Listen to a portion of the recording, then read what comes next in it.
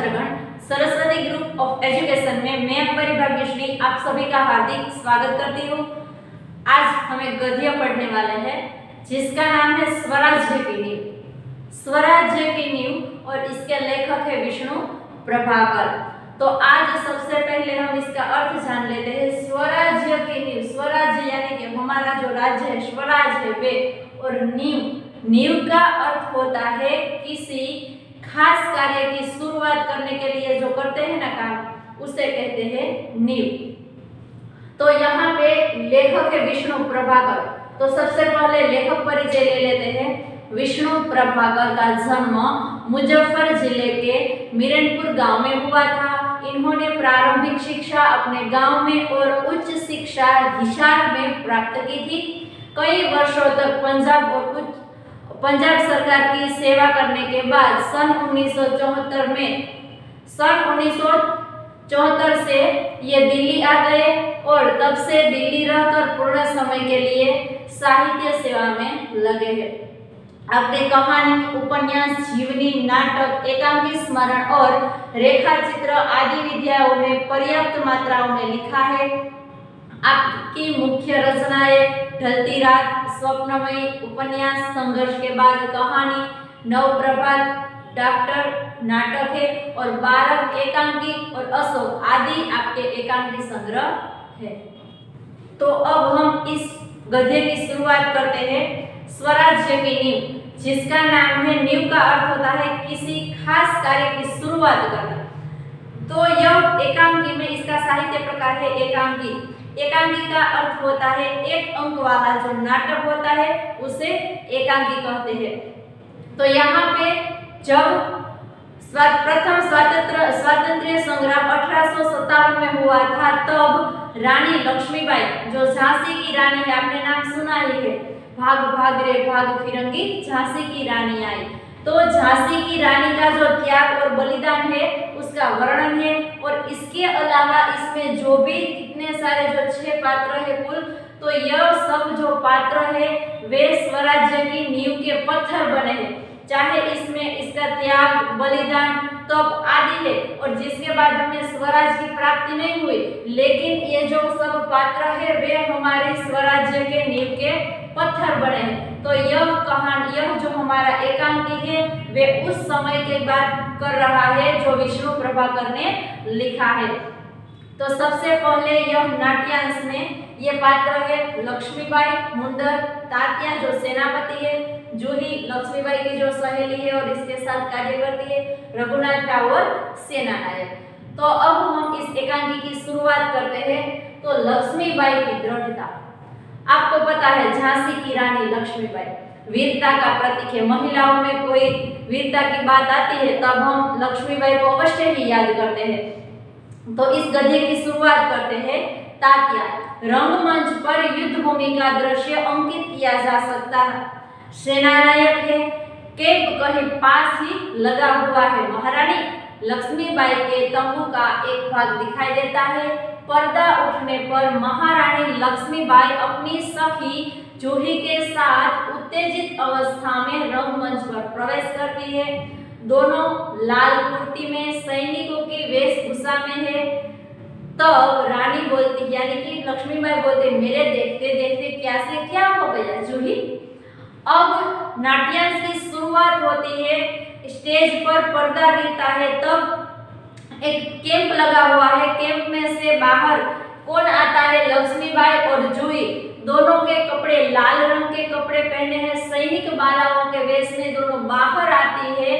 तब क्या होता है? तब महारानी लक्ष्मीबाई ऐसी बोलती है कि जूही, मेरे देखते ही देखते ये क्या हो गया। अब यहाँ से गद्य की शुरुआत होती है। अब जैसे ही जूही कुछ बोलने जाए, इससे पहले ही महारानी लक्ष्मीबाई उसे कहती है, फिर बोल उठती है, देखो जूही, मैंने प्रतिज्ञा की थी कि मैं अपनी झांसी नहीं दूंगी, लेकिन झांसी हाथ से निकल गई जूही। अब लक्ष्मीबाई है वे सोचने लगते, मैं ऐसा ही सोचती थी कि मैं अपनी झांसी किसी को नहीं दूंगी, लेकिन मेरे हाथ से मुझे ऐसा लगता है कि झांसी निकल गई, यानी कि कोई ले जा रहा है, हमारे पर कोई आक्रमण कर रहा है, ऐसा मुझे लगता है। जूही सहसा तीव्र होकर अचानक जूही बोलते हैं, नहीं नहीं, झांसी हाथ से नहीं निकली, मैं अपनी झांसी नहीं दूंगी, मैं अकेली हूँ, लेकिन उससे क्या, मैं अकेली ही झांसी लेकर रहूंगी।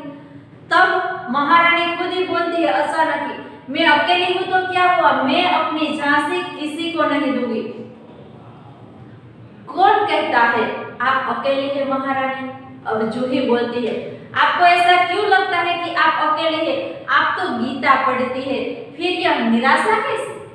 आप तो भगवत गीता यानी कि भगवान श्री कृष्ण के मुख से जो निकली हुई जो गीता है, जो भगवत गीता वे पढ़ती है, तो आप में निराशा होनी ही नहीं चाहिए, तो आप निराश क्यों हो रही है? ऐसा जूही महारानी को कहता है, यानी कि लक्ष्मीबाई इसके कहती है, मैं निराश नहीं हूँ, मैं जानती हूँ कि मैं झांसी लेकर रहूंगी, लेकिन क्या तुम नहीं जानती कि इस दिन बाबा गंगादास ने मुझसे क्या कहा था? जब तक हमारे समाज में छूआछूत और उच्च नीच का भेद नहीं मिट जाता। अब लक्ष्मीबाई ऐसा करते हैं कि मुझे पता है मैं अपनी झांसी नहीं दूंगी, लेकिन तुझे पता है बाबा गंगादास ने मुझे क्या कहा था? जब तक हमारे समाज में छूअछूत और उच्च नीच का भेदभाव है, यानी कि जो नात जात का जो भेदभाव है, ये उच्च कक्षा की ज्ञाति है, ये निम्न कक्षा की है, उसके पास हमें नहीं जाना चाहिए, वे ऐसे है वैसे है। तो उसी प्रकार हमारे समाज में ये वर्ण के जो भेदभाव है वे अगर दूर नहीं हो जाते तब तक क्या हो जाता है? अब आगे देखते हैं। लक्ष्मीबाई कहती है, जब तक हम विलास प्रियता को छोड़कर जनसेवक नहीं बन जाते तब तक स्वराज्य नहीं मिल सकता। हमें विलास प्रियता को छोड़ देनी चाहिए, छूत अछूत का भेदभाव नहीं रखना चाहिए और लोगों की सेवा करनी चाहिए। अगर जब तक हम ऐसा नहीं करते हैं तब तक हमें हमारा स्वराज्य नहीं मिलेगा। वह मिल सकता है केवल सेवा, तपस्या और बलिदान से। सिर्फ एक ही कारण है उसका, सेवा, तपस्या और बलिदान अगर हम दे तभी हमारा स्वराज्य हमें वापस मिल सकता है, जूही कहती है। लेकिन महारानी उन्होंने यह भी तो कहा था कि स्वराज्य प्राप्ति से बढ़कर है स्वराज्य की स्थापना के लिए भूमि तैयार करना। अब क्या कहते हैं गंगादास जी, यानी कि आपके बाबा ने यह भी कहा था ना कि स्वराज्य की प्राप्ति से पहले उसकी भूमि तैयार करना, यानी भूमि तैयार करना जिसका आधार बनना। इसका अर्थ ऐसा होता है उसका आधार बनना, स्वराज्य की नींव का पत्थर बनना। मैंने बोला था नींव का पत्थर, नींव का अर्थ होता है किसी भी कार्य की शुरुआत करना। स्वराज्य हमें चाहिए तो सबसे पहले हम उस कार्य की शुरुआत करते हैं, उसकी भूमि तैयार करना यानी उसका आधार बनना है। सफलता और असफलता देव के हाथ में है। हमें ऐसे कार्य करने चाहिए, ऐसा नहीं सोचना चाहिए कि हम सफल होंगे या नहीं, लेकिन सबसे पहले हम शुरुआत तो करें, तत्पश्चात ऐसा होगा। और सफलता मिले या असफलता मिले वे तो देव के हाथ में, हमारे हाथ में तो कुछ भी नहीं है, हमें तो सिर्फ कार्य ही करना है। लेकिन नींव के पत्थर बनने से हमें कौन रोक सकता है? वह हमारा अधिकार है। जूही कहती है लेकिन हमें नींव का पत्थर बनना है, यानी कि किसी नेक कार्य की शुरुआत करनी है, उससे हमें कोई नहीं रोक सकता, वे तो हमारा ही अधिकार है। अब जूही ऐसा कहती है हमारा अधिकार है, हमें इसमें कोई नहीं रोक सकता, हमें स्वराज्य की नींव बनना चाहिए। तब लक्ष्मीबाई कहती है शाबाश मेरे कर्नल, तुम लोगों से मुझे यही आशा है, जिस स्वराज की नींव तुम जैसी नारियां बनने जा रही है, मुझे इस बात की चिंता नहीं है कि वह मेरे जीवन काल में आता है या नहीं आता, लेकिन मुझे इस बात का दुख अवश्य है कि हमारे पास शक्ति है फिर भी हम दुर्बल है। हमारे पास तात्या जैसे सेनापति, ये जो तात्या है वे सेनापति है, तात्या जैसे सेनापति है, फिर भी हमारी सेना में अनुशासन नहीं है, क्योंकि तात्या सर्वश्रेष्ठ सेनापति है और जब ऐसा सेनापति होता है तो प्रजा में उसका अनुशासन होना चाहिए, लेकिन वे नहीं है। इस बात का लक्ष्मीबाई को दुख है। हमारे पास ग्वालियर का किला है फिर भी हम कुछ नहीं कर पा रहे हैं। क्यों? जानती हो क्यों? जूही बोलती है जानती हूँ महारानी, हम विलासिता में डूब गए हैं, तभी मुंदर आती है। अब ये जो मुंदर नाम की एक युवती है, ये दोनों का संवाद होता है तब आ जाती है। जूही कहती है हमारे पास ये सब कुछ है, बड़े अच्छे सेनापति है, सर्वश्रेष्ठ है, लेकिन प्रजा में उसका सब है वे किसमें डूबे हैं? विलासिता में डूबे हैं। ऐसी बात करते हैं तब मुंदर इस दोनों के पास आती है और मुंदर कहती है, कौन कहता है कि हम विलासिता में डूब गए हैं? विलासिता में डूबे हैं राव साहब, बांदा के नवाब, सेनापति तांतिया। और यहाँ पे इसकी बात करती है राव साहब और सेनापति तांतिया है वे इसमें डूबे हैं। किसमें? यानी कि विलासिता में डूबे हैं। तब जूही बोलती है सहसा अचानक, नहीं मुंदर, सेनापति नहीं। अब जूही है वे तांतिया का पक्ष ले रही। क्या कहती है? नहीं मुंदर, सेनापति इसमें नहीं डूबे हैं, विलासिता में नहीं डूबे हैं। मुंदर मुस्कुराती है, ओह समझी, तुम तो उनका ही पक्ष लोगी। क्योंकि मुंदर को पता है जूही किसका पक्ष ले रही है? तांतिया का। वे कहती, हाँ तुम तो उसका ही पक्ष लोगी ना। जूही, मैं उसका पक्ष नहीं लेती, लेकिन जो तथ्य है यानी कि जो हकीकत है, जो सही है, उसको छिपाया नहीं जा सकता। सरदार तांतिया राव साहब को अपना तन और मन का स्वामी मानते हैं। जूही है वे तांतिया का पक्ष ले रही है क्योंकि जो तांतिया है वे राव साहब को अपना स्वामी मानते हैं। इसीलिए तांतिया उसके जो कहते हैं राव साहब उसी प्रकार तांतिया है वे कार्य करते हैं। इसीलिए जूही कहती है कि तांतिया है वे विलासिता में डूबे नहीं है, सिर्फ राव साहब ही विलासिता में डूबे हैं। मुंदर कहती है, और तुम उनको अपना स्वामी मानती हो? अब मुंदर जूही से कहती है कि जूही तांतिया को अपना स्वामी मानती है। जूही, हाँ मैं उनको अपना स्वामी मानती हूँ और मानती रहूंगी, लेकिन उनसे अधिक मैं महारानी को अपना स्वामी मानती हूँ और मैं महारानी से बढ़कर मैं अपने देश को अपना स्वामी मानती हूँ। देश के लिए मैं सरदार को ठुकरा सकती हूँ, ठुकरा चुकी हूँ।